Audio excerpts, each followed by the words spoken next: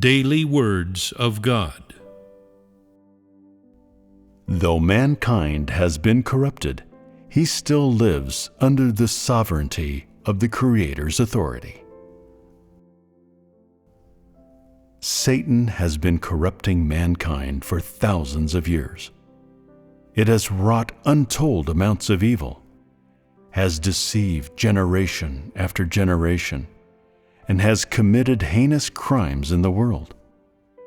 It has abused man, deceived man, seduced man to oppose God, and has committed evil acts that have confounded and impaired God's plan of management, time and time again.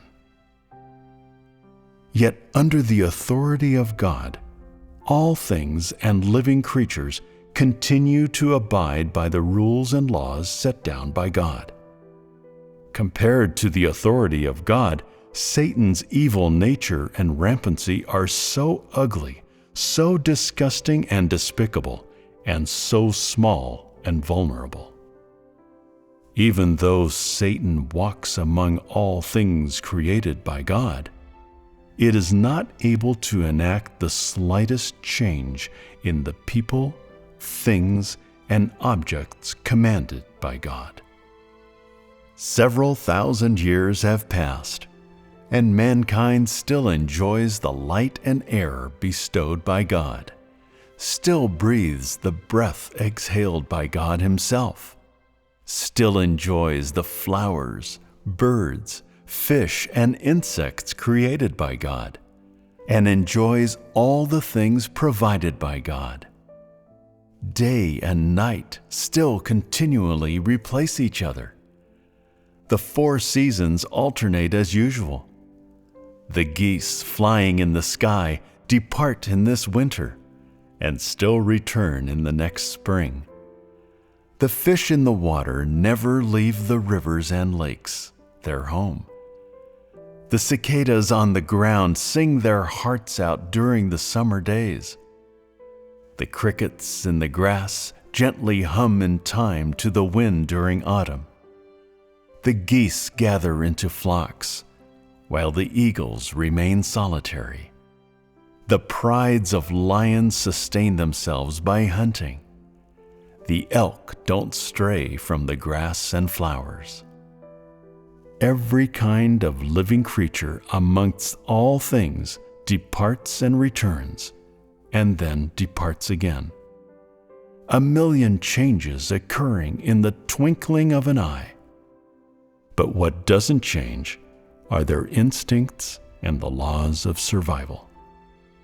They live under the provision and nourishment of God, and no one can change their instincts, and neither can anyone impair their rules of survival.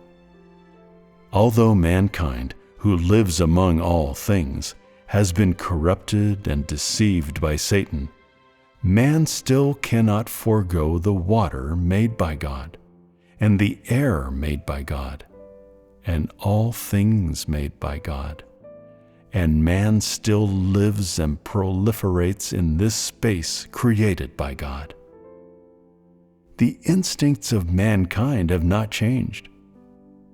Man still relies on his eyes to see, on his ears to hear, on his brain to think, on his heart to understand, on his legs and feet to walk, on his hands to work, and so on.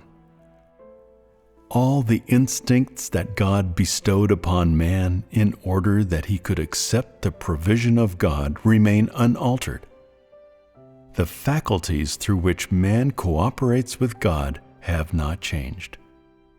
Mankind's faculty for performing the duty of a created being has not changed. Mankind's spiritual needs have not changed. Mankind's desire to find his origins has not changed. Mankind's yearning to be saved by the Creator has not changed. Such are the current circumstances of mankind, who lives under the authority of God, and who has endured the bloody destruction wrought by Satan. Though mankind has been subjected to the oppression of Satan and is no longer Adam and Eve from the beginning of creation, instead, being full of things that are antagonistic to God, such as knowledge, imagination, notions, and so on, and full of the corrupt satanic disposition, in the eyes of God, mankind is still the same mankind that He created. Mankind is still ruled and orchestrated by God, and still lives within the course set out by God.